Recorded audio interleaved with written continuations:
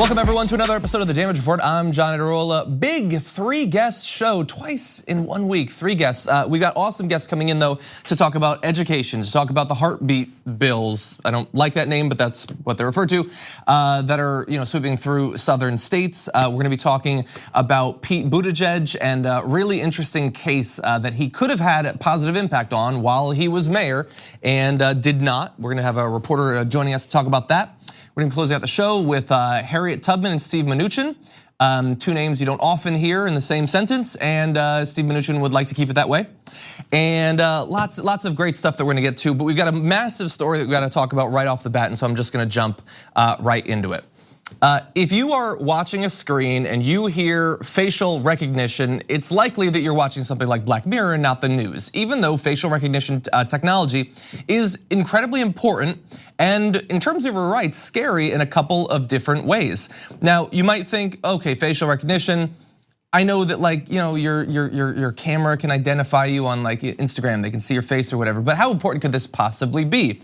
Well, it's actually spreading all over the place. And as I list these examples of places that are already using facial recognition, I want you to remember one fact, and that is that, and this is crazy, there is virtually no law in America regulating the use of facial recognition in virtually any setting. It is the Wild West, actually more unregulated than the Wild West when it comes to this. So where can you find facial recognition technology, or where might you be scanned by it and not even know that you're finding it? A Ticketmaster-owned company will soon test facial recognition to get people into events faster. In other words, a person could theoretically upload an image of their face onto an app and then go right into the event without stopping for a ticket scan or potentially a security check, unless they're accidentally identified as a criminal and they just get tackled by some guard that they never saw coming. It's already being used in 17 international airports, among them Atlanta, New York City, Boston, San Jose, Chicago, and 2 airports in Houston. Many major airlines are on board with the idea, including Delta, JetBlue, British Airways, Lufthansa, and American Airlines. So from entertainment to air travel, you've got US Customs and Border Protection already using facial recognition technology at Lindbergh Field to scan international arrivals. So you've got it there too, government getting involved. The San Diego Police Department uses a mobile facial recognition device to confirm identities during certain arrests. And so these are sort of relatively official uses of it, but it's gonna be used in so many casual cases as well. Take a look, BuzzFeed News had a write up about thousands of stores which will soon use facial recognition, and they won't need your consent because, as we've already covered, there's no laws governing virtually any of this. But that's not to say that there aren't consequences for its use, and not widespread across the entire population evenly. Certain groups are going to find that the widespread use of facial recognition technology is going to be a gigantic pain in their ass. And we're gonna be talking about exactly why that is. So why is this finally in the news? Well, it's because the Congress was talking to some experts on facial recognition technology, especially as companies like Amazon and Google are pushing ahead with plans to experiment and monetize these technologies more and more. Thankfully though, there are some people in government that are concerned with your privacy, the implications of facial recognition, including Representative Alexandria Ocasio-Cortez, who had questions about the right to privacy in this area. Mr. Ferguson, one of the prime constitutional concerns about the non-consensual use of facial recognition technology is rooted or alluded to in the 14th Amendment, correct? It's correct, it's one of them. And right now, companies, governments, agencies can essentially steal or use your biometric data from you without your consent. And this is outrageous, right? Because this is America and we have a right to privacy. Isn't that right, Ms. Koliani? That's absolutely right. And Ms. Koliani, what was the Supreme Court case that identified the right to privacy? It's been, I don't remember the original one, but I mean, there's been a series of cases where the court has essentially said, look, with modern technology, it shouldn't mean that we don't have Fourth Amendment rights. Yes. And think about how much data can be being harvested just as you are walking through an airport or through a store or at an event. Many cameras, some of which you might not even be aware are there, are tracking you, and they are learning. They're learning things about your face, your body movements. They're analyzing people talking, and they're gathering all of that data. And there is no opt-in or opt-out. You have no say over this. How much can be stored, what uses it can be put to. None of that is regulated. at all. And that is not to say that it's not being used. And there are tons of innovations in this area, some of which you might end up enjoying in their practical applications, but there's a lot of it that we should be very scared about. And the government is just barely getting started in inquiring into this. And if you've seen congressional testimony of people like Mark Zuckerberg, and you've seen the caliber of questions that most politicians send to tech executives, do you really feel that they are up to the task of understanding all the implications and all the ways that this technology will be used? I'm not really confident about that. So AOC clearly is worried about that. And what's interesting there is that she got a good answer to her question in that first clip that we played you, but that's not actually what she was getting at. And she alludes to the point that she was hoping to get into in this clip. With relation to the 14th Amendment, it was Roe v. Wade that established the right to privacy, is that correct? Roe v. Wade, the right to privacy was addressed there as well. Right, so we don't just have, because that right to privacy is alluded to, part of the case in our right to privacy is that this doesn't just give us a right to my uterus, it gives me a right to my hand and my shoulders, my heads, my knees, my toes, and my face. And so in some ways, part of the case, although it's not all of it, there's a great deal rooted in the 14th Amendment with search and seizure, but in our right to privacy, we also see here that this is about our entire body, our right to our entire body. And the similar principle that keeps a legislator out of my womb is the same principle that would keep Facebook and algorithms off of all of our faces. Now, that is a fascinating point that she made at the end there, but it is purely speculative. It's purely hypothetical because courts have not actually ruled on this. I think that the argument that she's making there makes a ton of sense if we do have a right to privacy with certain body parts. I think that the far more casual exploitation of the rest of our body should also be protected. But as of right now, again, purely hypothetical. We have no idea how the Supreme Court would end up coming down in this area. And I should say specifically, we have no idea how Donald Trump's Supreme Court, which is obviously incredibly deferential to the desires of corporations that are going to be exploiting this information that they are freely gathering all over the country. How would they rule? We don't know, but we might find out at some point, especially as larger and larger corporations start to roll out technology based on these sorts of practices. And the issue too is, it's one thing to finally have the government start to inquire about this and perhaps have some sorts of regulations. That seems like it would be progress.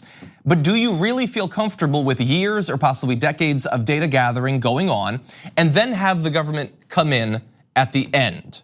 Is that really a safe spot for us? Do we really believe that Google and Amazon and Facebook and all of these organizations, or Ticketmaster, or Hot Topic, all of these places that are using cameras to gather your data, that they're going to just willingly eject that information? Either the raw data or the algorithms and things like that that they have generated from all of that data gathering. Are we confident about that too? I'm certainly not. And so by the time the Supreme Court actually rules on this, by the time the government actually provides some sort of guidance on what is acceptable and what is not in terms of taking your visual data when you're just going about your day, it might at that point be too late. It might not be possible to put the genie back in the lamp at that point. And a lot of this, of course, I think is very important concerns about privacy. But in terms of how it's being exploited, it is, again, hypothetical. But there are areas where this is already having a drastically negative impact on people's lives. And that's when we get into the topic of racial discrimination in technology like AI, but specifically here in facial recognition. Now, I'm gonna show you a clip, fascinating clip, and I'm gonna give you some stats. But I want you to bear in mind that a couple of months ago, AOC brought up that topic about how AI and these sorts of algorithms can be racially discriminatory, and she was roundly mocked on social media and on Fox News for bringing that up, because the people who are mocking her have literally never thought about the fact that people who look like me generating these algorithms might have a bias towards that sort of presentation or that sort of information. And so she was talking with Joy Buolamwini, and here is what they got into. We saw that these algorithms are effective to different degrees. So are they most effective on women? No. Are they most effective on people of color? Absolutely not. Are they most effective on people of different gender expressions? No, in fact, they exclude them. So what demographic is it mostly effective on? White men. And who are the primary engineers and designers of these algorithms? Definitely white men. So we have a technology that was created and designed by one demographic that is only mostly effective on that one demographic, and they're trying to sell it and impose it on the entirety of the country? So we have the pell-mell data sets being used as something that's universal when that isn't actually the case when it comes to representing the full sepia of humanity. And do you think that this could exacerbate the already egregious inequalities in our criminal justice system? It already is. And she went on to expound on a number of cases where this has already happened. And like for some people who this facial recognition technology is sort of just a curiosity, or it might be used in, I don't know, like expediting your Ticketmaster purchase or something like that, making it so you don't have to take out your phone and show a picture or something like that. It might seem like, well, how bad could it be? But think about all the different instances, not just in stores in the mall, but in airports or in Customs and Border Protection, or when a police department is using it, where you want to be correctly identified. And this technology is not up to the task of actually identifying who you are, or perhaps even more scary, when it misidentifies you as someone that you definitely do not want to be identified as. And this is where we get into areas that are not hypothetical at all. We are already seeing these sorts of errors being incredibly common. People are being arrested because it falsely believes that they are criminals. And that is, again, that's not evenly distributed across the the color spectrum. These sorts of apps are tested on databases that have vastly overrepresented white faces. And so they are more accurate in identifying those faces. False positives are far more common for people who are not white, not male, and all of that. And take a look at an experiment that was actually done. This is not in the US, but still very interesting. Facial recognition technology has misidentified members of the public as potential criminals in 96% of scans so far in London, new figures reveal. That is the product of trials that cost literally hundreds of thousands of pounds. And I mean, that's a pretty bad error rate. I understand that this is like, I guess, a beta test or whatever. But if you're talking about the difference between being arrested and not arrested, I would like a better success rate than 4%, I think. I don't think that that's too much to ask for. So again, we have multiple concerns here. We have the already established racial discrimination aspect of facial recognition, and then also a lot of concerns that we're only starting to understand in terms of how big businesses and governments will end up using this technology and this data that they're freely gathering right now. And in that area, I just want to read one more quote from Representative AOC, who said, tied to the political reality that there is a global rise in authoritarianism and fascism, I don't want to see an authoritarian surveillance state, whether it's run by a government or whether it's run by 5 corporations. And in the end, looking ahead to a few decades from now, having competition between as many as 5 corporations might end up being sort of wishful thinking. It might be smaller than that. And as we see more and more right-wing governments being elected around the world, we had that in India just last night. How comfortable do you feel with the current hands-off approach that the government and the Supreme Court have with what corporations are doing with your visual information? For me, I am deeply uncomfortable. Okay, we're gonna take a short break. We come back. The first of our 3 guests are gonna be joining us to talk about a national day of action around education. We'll give you all the details after this. We need to talk about a relatively new show called the Republic, or UNFTR. As a Young Turks fan, you already know that the government, the media, and corporations are constantly peddling lies that serve the interests of the rich and powerful. But now there's a podcast dedicated to unraveling those lies, debunking the conventional wisdom. In each episode of On the Republic, or UNFTR, the host delves into a different historical episode or topic that's generally misunderstood or purposely obfuscated by the so-called powers that be, featuring in-depth research, razor-sharp commentary, and just the right amount of vulgarity. The UNFTR podcast takes a sledgehammer to what you thought you knew about some of the nation's most sacred historical cows. But don't just take my word for it. The New York Times described UNFTR as consistently compelling and educational, aiming to challenge conventional wisdom and upend the historical narratives that were taught in school. For as the great philosopher Yoda once put it, you must unlearn what you have learned. And that's true whether you're in Jedi training or you're uprooting and exposing all the propaganda and disinformation you've been fed over the course of your lifetime. So search for UNFTR in your podcast app today and get ready to get informed, angered, and entertained all at the same time.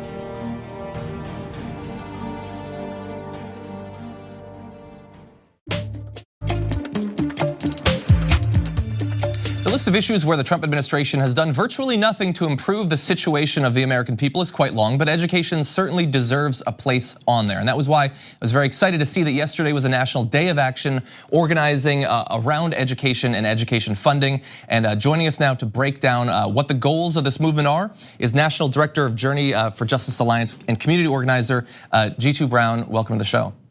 Thank you, John. Thanks for having me. Very glad to have you here, especially just one day after this National Day of Action. So could you tell us about what the organization was around? Yes, sir. So Journey for Justice Alliance is also a member of a larger group called the Alliance to Reclaim Our Schools, which is a national community labor coalition that has over 7 million members. The action to yesterday was themed, "We choose equity, so fund our future." And our point is that the privatization of education, which means closing schools, the charter school industry, and school vouchers are heaped upon Black and brown communities when we haven't even met the mandate of Brown v. Board 65 years after the mandate of Brown v. Board. So what we did yesterday is we had a press event on the steps of the Supreme Court, and then we did equity bus tours in several cities around the country to show that we haven't even reached equality, let alone equity. And we know that both of those are different. So we did actions not only in Washington, D.C., but Baton Rouge, Louisiana, Chicago, Cincinnati, Ohio, Jackson, Mississippi, Birmingham, Alabama, Denver, Colorado, Sacramento, California, several cities across the United States. And then there'll be other actions coming up in the next few weeks. Either equity bus tours to show the disparities and to demand equity mandates and other local issues that people care about. And then also to call for the passage of the Keep Our Pact Act, which is a bill that's calling for full funding of Title I, which are resources that were developed during the passage of the Civil Rights Act in 1964, and IDEA, the Individual with Disabilities Education Act, which is supposed to provide billions of dollars in resources to schools that need them the most and young people who need them the most. And do you know that since the year 2005, America has underfunded Title I and IDEA by $580 billion? That's billion with the B. I did not know that. That's a gigantic figure. Yes, sir. Okay, well, we have a lot of ground to cover in making good on that. As you've got organizers, this is this movement, and you've got legislation that you're supporting. Are there any politicians who you would consider to be champions in this area that are helping to get this done?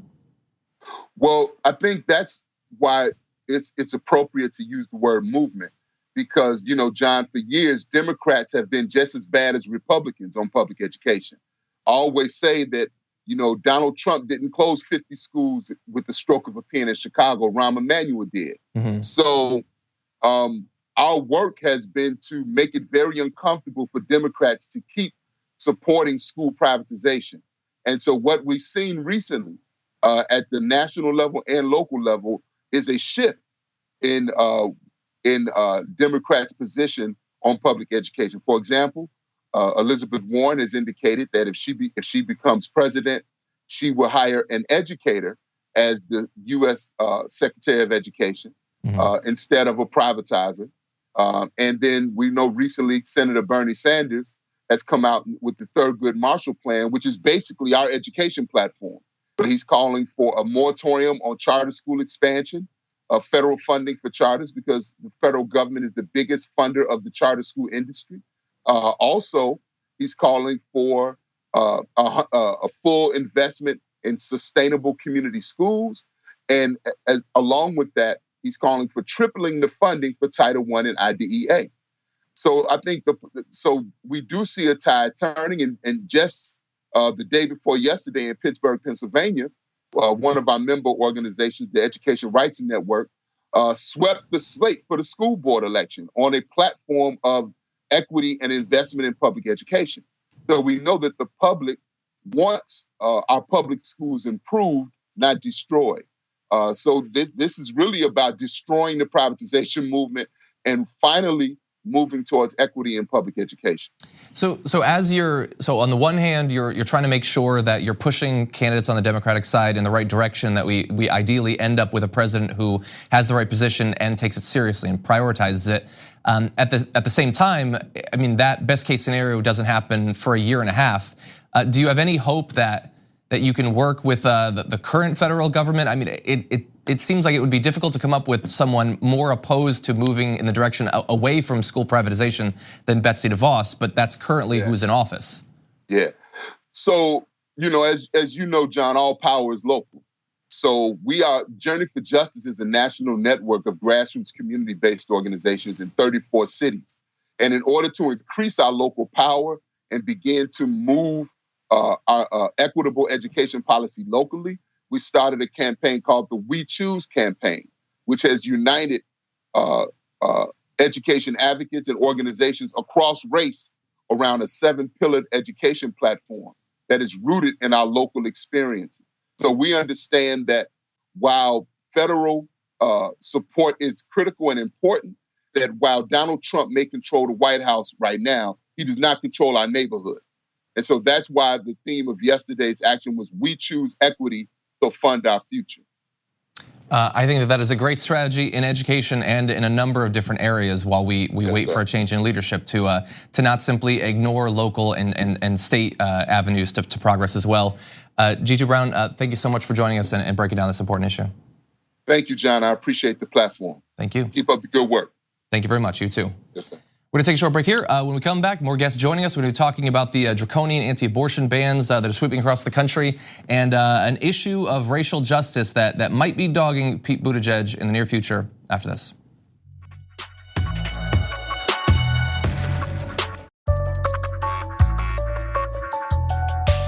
Across the country, more and more states are passing absolutely draconian and clearly unconstitutional abortion bans. And we know, as we talked about earlier this week, right-wing media is absolutely excited about the chance that they have to fundamentally overthrow Roe v. Wade. Joining us now to break down both the passage of these laws and also where we go from here is actress on the TNT series Claws, Jenn Lyon. Welcome to the show. Hello, thank you for having me. Very glad to have you here. So this issue, what is your background in working on this issue? How have you reacted to more and more of these states passing these bills? I mean, I've reacted with tears and rage and like all the things that are, I think, normal in this situation. These bills being passed are atrocious, strategic, and maddening. My stance on it is that if a woman cannot control her own fertility, she cannot manage her life. And we are not incubators. This is, I mean, it renders me speechless, which I never am. I'm just like, how is this happening? What are we doing? But I work for an organization called AS4, which is Artists for Reproductive Rights, and they work to reduce the stigma around abortion and also to fund grassroots networks that are already on the ground, like Access Reproductive Care, National Network for Abortion Funds, and that's what we have to do. We have to work to, we have to take to the streets, and then we also have to work to make sure that this legislation doesn't continue. You know, so you mentioned the stigma, and it's really interesting. It seems like we're moving in two directions at the same time where I was covering the Beto O'Rourke town hall a couple days ago, and he's not a candidate that I support, but he was very openly saying we need to change the law to make it easier to access. Everyone should have access to them, and I can't really imagine 20 years ago a presidential candidate saying something like that. It was considered controversial. Yes. But at the same time, on the right, they're passing bills that anti-abortion extremists thought was too extreme a couple of years ago.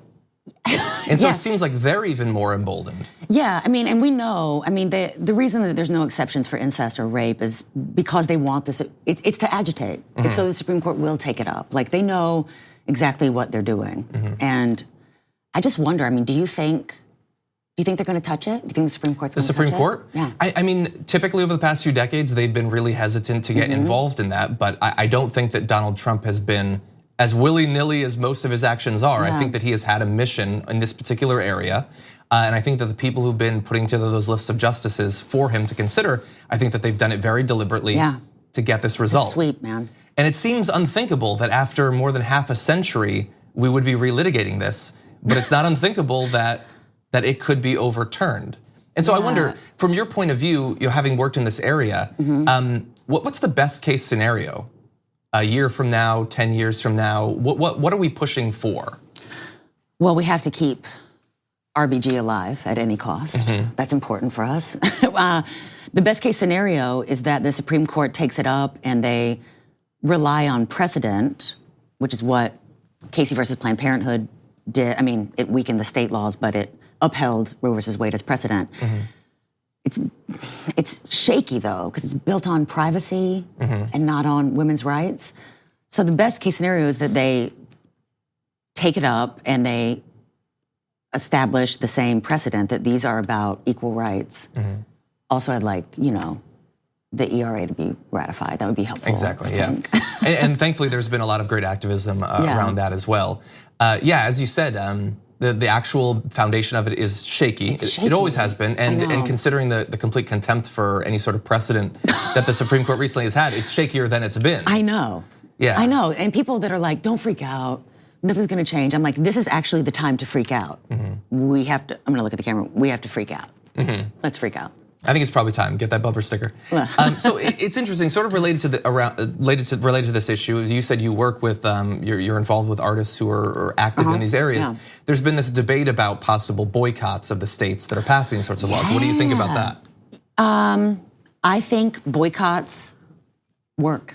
Like I have a soft spot in my heart for local crews and I don't want them to lose work, whatever, but when you're dealing with organizations and money, like you have to follow the money and like that, it counts. If people pull out, like if they are hurt in the foundation of their needs, like it works and I'm for it. I think I saw, it might have been, to Google it, it might have been Jason Bateman, I think, has pulled some sort of project. Yeah, from one Kristen of the states. Wiig just did. Kristen Wiig did as well. Yeah. Is that considered like in actor circles, I'm not in those circles, is that considered like radical? Is there a stigma against making, like, because I know that obviously, there's entertainment that's produced here on the West Coast, there's a lot in the Atlanta area and things like that. Is that considered like a dangerous move to make? No. No? No. I mean, we're talking about equal rights. We're talking about, it's not dangerous to me. Like, to me, it should be normalized. Like, of course, we won't shoot in a state that has passed these draconian laws. Like, of course. Of course we won't. Yeah. So I think, actors, we get a bad rap. They're like, just shut up and act. Like, please don't have opinions, whatever.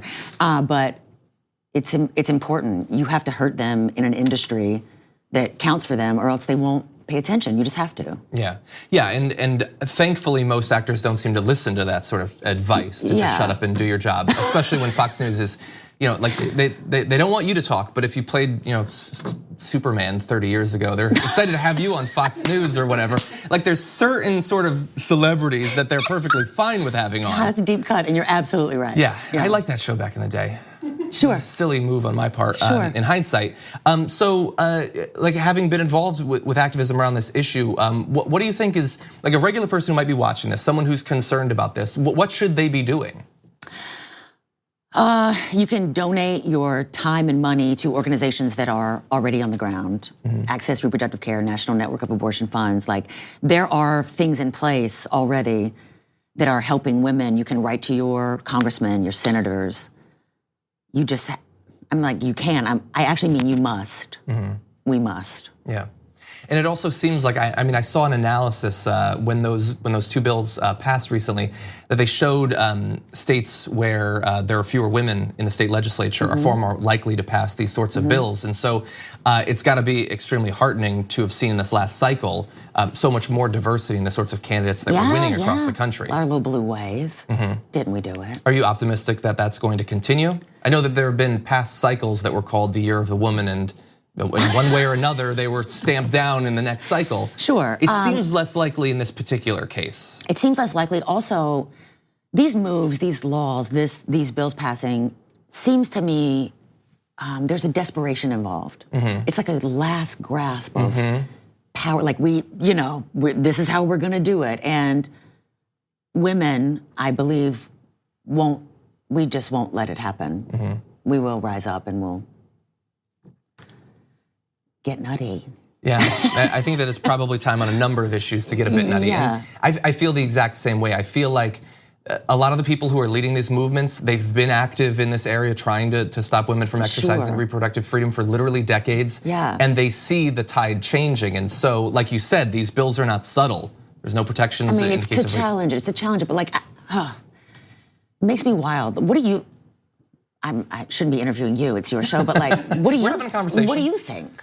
I think that on our side, we have never prioritized the Supreme Court in the way that we do. I think that on the right, they are so focused on that. They love having senators and congressmen. They would love to have a president, but they have always been focused on getting the exact right Supreme Court justices. Yep. And we're just, whatever. Hey, maybe we'll have Merrick Garland. Maybe we'll say, oh no, we didn't get Merrick Garland. Oh no. And we just let it happen. We're so polite. We're too polite. The Democrats are so polite. Yeah. We need to take some advice from the real world. Stop being polite and get real. I'm here for it. Yeah, because the threats are real. Thank you so much for joining us. Very glad to have you on, especially on an incredibly important issue where so much is being done. Thank you for having me. Thank you for the swivel chair. This is it's a hard topic, but this is nice. Exactly. Thank you so much. Thank you. Glad to have you on. And by the way, the new season is starting. You want to tell people where they can see Yes, you can watch Claws. It premieres June 9th on TNT. You should watch it. We had a great episode about abortion. Awesome. A lady got an abortion and it wasn't a big deal. Oh man, imagine that future. Yeah. Okay, well thank you so much. Thanks. Glad to have you here. We're gonna take a short break. We come back, more to get to.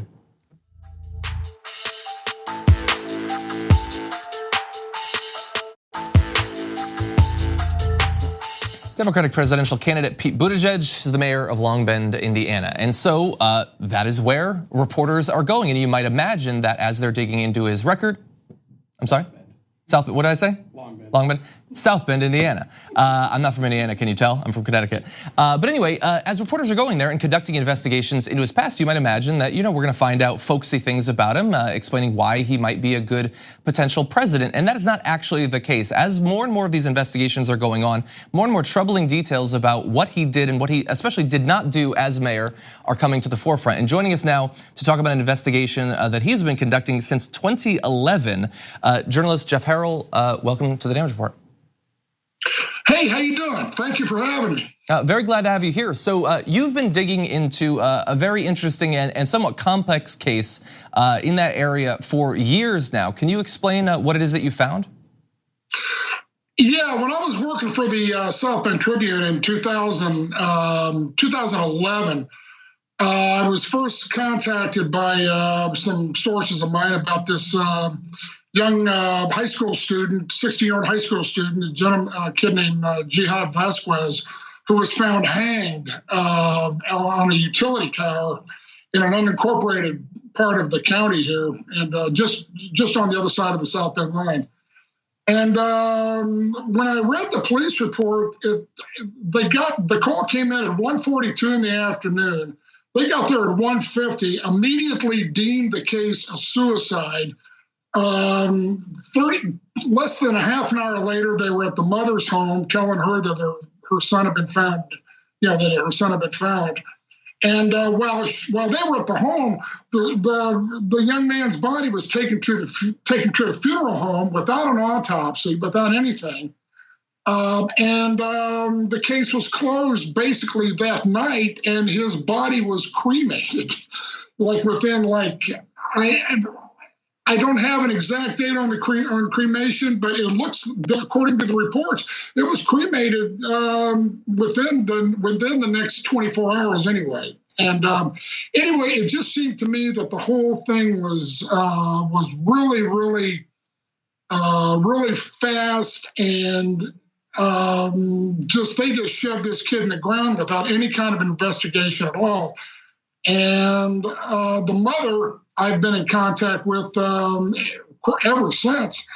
I mean, she's lived with this now for 8 years, and they just threw it away as a suicide. And so, as you point out, I mean, she's been obviously bothered by this for a number of years and has wanted answers to the questions that she's had since initially she feels, from your reporting, like she was not provided with information about what her options were. And sort of the initial period after the death where you could find out what had actually been going on was to some extent wasted by the authorities. And where Pete Buttigieg comes in is he becomes mayor within a year of the death. And so she went to him for information, and how was she received? She was, well, the local NAACP here was working with her, trying to get answers for her. And nobody was telling her anything. They kept saying it's a suicide. We know a suicide when we see one. And we're sorry about your son's death, but this is the way it's going to be. And in August of 2012, Stephanie and Tom Bush, who was the redress minister for the local NAACP, went in front of this common council here in South Bend and asking if the council could launch an investigation into her son's death. And Buttigieg was at that same meeting. He spoke at the outset of the meeting. And after the meeting, she approached him and told her, and of course he heard her, he was there during her public portion part, and he gave her his business card and said, call my office. And she called, she tells me she called several times, and every time his secretary wouldn't put Stephanie through. So basically she was ignored. And so you've got a write-up about this that's available through TYT Investigates right now. Has the Buttigieg campaign, have they made a statement about this? No. We reached out to them 2 days ago, and one of his spokesmen said he needed more time with this, and ironically, he said he was working on another query from the Young Turks, and. But the simple answer is no, they have not responded to the story. And so there are a lot of details in this story. Your write-up is quite detailed, and so people should go and take a look at it. But there was one more aspect that I wanted to focus on that seems just a little bit odd. There's a lot about this story that seems odd. And one has to do with the coroner who was initially involved in this case after the death, who had apparently no medical training. And Pete Buttigieg actually gave that person a pretty significant promotion, is that correct? Yes, Charles Hurley was a former police chief in South Bend in the 80s. His background was police work. He had no medical training. In this state, you do not need medical training to be a coroner. Welcome to Indiana. And, during the police tapes, when the police tapes scandal broke, which by the way was my story, I broke the police tape story. But when Buttigieg demoted Darrell Boykins, when the police tapes thing was going on, was first started out, he replaced Boykins with Chuck Hurley, the interim chief. Exactly. So just an idea of the weird twists and turns in this case. And there are some really interesting details concerning items that were not found at the scene that should have been there. Different details like that certainly merit more investigation. You've been working on this for some time, and we do appreciate the work that you've done on this story. And as you pointed out, other stories that we've actually covered on this show. So Jeff Harrell, thank you so much for your work. Thank you very much. I appreciate your time. Thank you. We're gonna take one more break here on the Damage Report. When we come back, an attempt to have Harriet Tubman on official US currency runs up against Steve Mnuchin. We've got the details after this.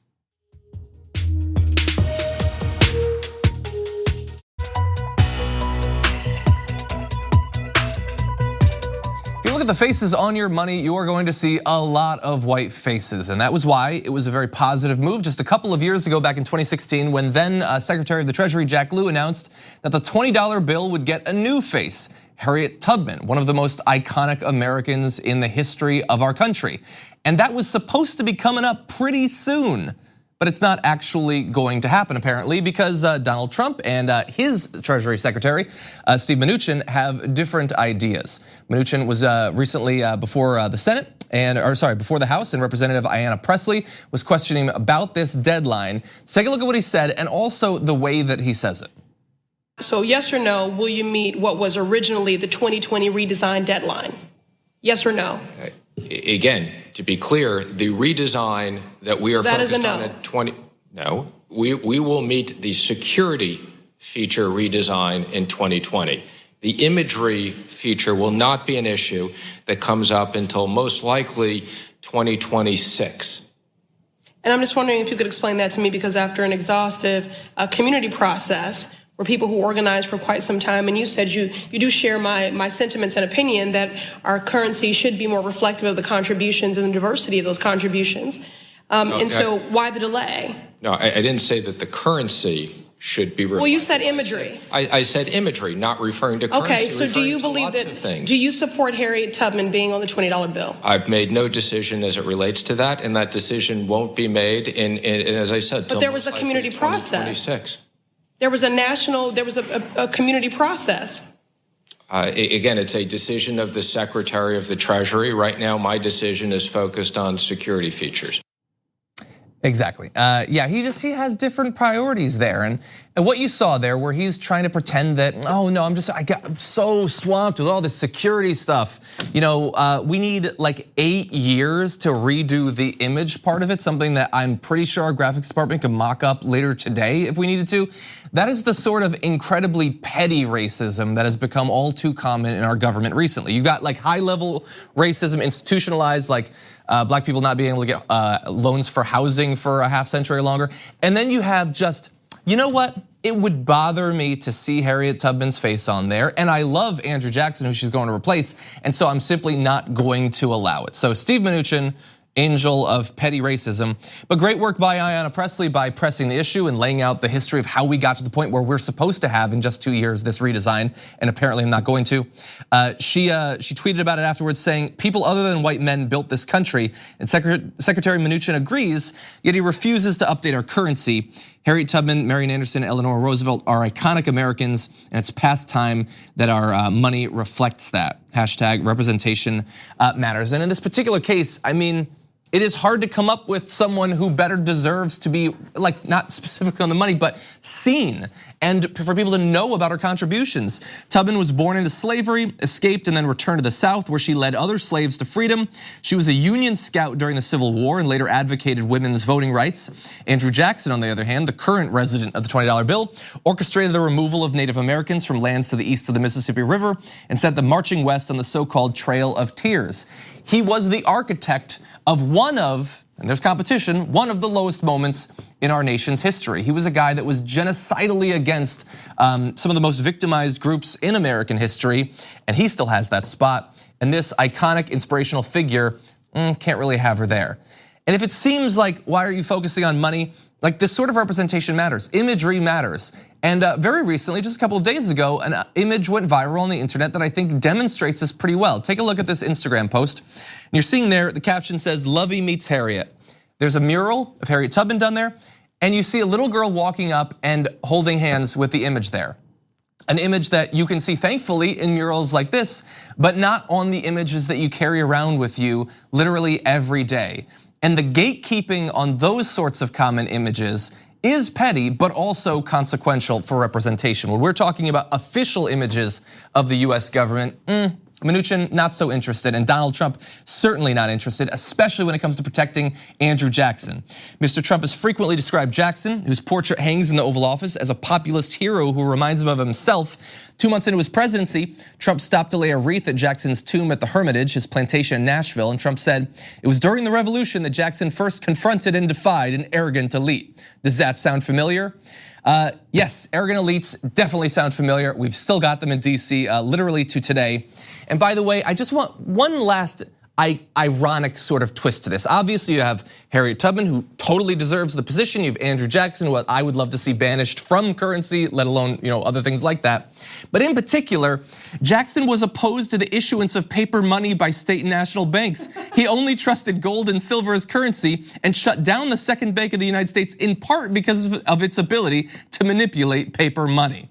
And so a case could be made that his presence on paper money is an insult to his memory. And that is the only silver lining in this entire story, actually. Anyway, ridiculous. Hopefully this will be resolved, and hopefully before 2026 or 2028. Anyway, thank you everybody who's watching. It's a big show today. Thank you for sticking with it. We've got one more to close out the week, Brett Ehrlich tomorrow, so we will see you then.